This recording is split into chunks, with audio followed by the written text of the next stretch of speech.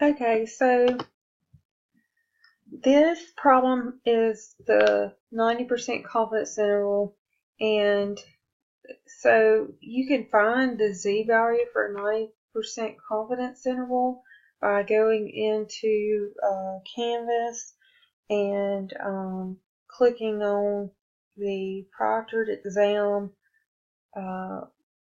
formula sheet, and there's a table in there to find the z-value, but I'm not going to do that because I've done that in a video already. I want to go ahead and actually work the problem, and so this student had asked for help and they were just barely off on their answer. So it's very important that when you're looking at the question help and follow the steps, that you look to see what they round to on the different calculations. When you're doing the finite population correction factor, which is this right here, the n minus n over n minus 1, you have to round to 4 decimal places. And then when you do the standard error of the mean, you have to round to 4 decimal places. So remember 4 and 4 for your decimal places for your two calculations, and then your final answer, you're going to round to the second decimal place. So let me work that. So basically, let's go ahead and calculate the standard error of the mean, which is the standard deviation divided by the square root of n. So in the problem, the standard deviation was 15, and the square root of n was 20. N is 20. So we're going to do 15 divided by the square root of 20, and we are going to get 3.35441.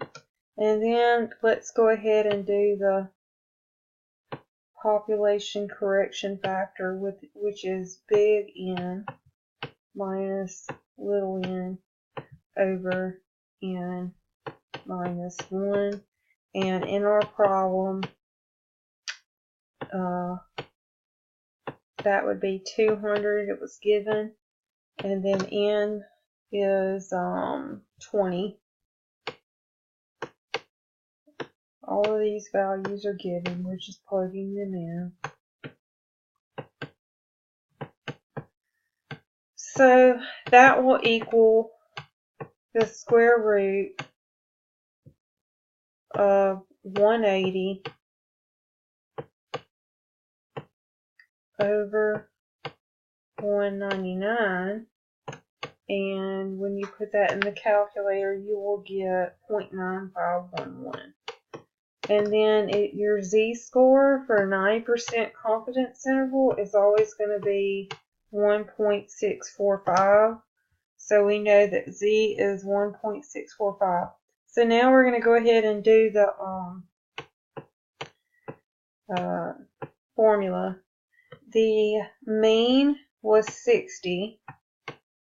And then to get the confidence interval, we're going to do plus and minus the z-value of alpha divided by 2, which alpha would be 1 minus 0.90 is 0.10, and 0.10 divided by 2 would be 0.005. But you don't even have to do that. You can just look in that table in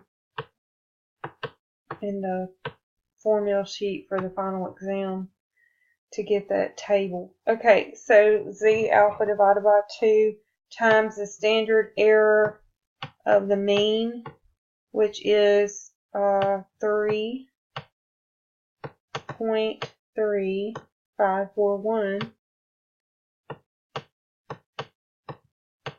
And then I'm not going to rewrite this, but the next part would be the population correction factor, which we've already computed, is 0.9511.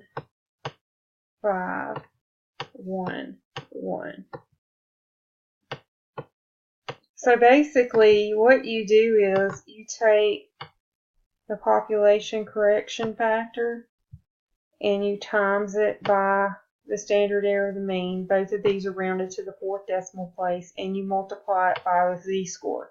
So you always multiply those three things together, and then you take the mean and you add and subtract those two numbers.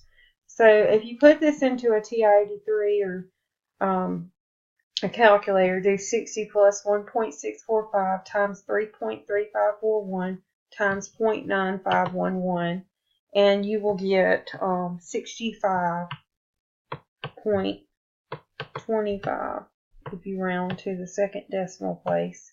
And then 54.75 when you do 60 minus the product of those three numbers. So here's your lower limit, and here is your upper limit for the 90% confidence interval. And let's make sure that that's right. 54.75, and then the other one would be 65.25, and that is what we got.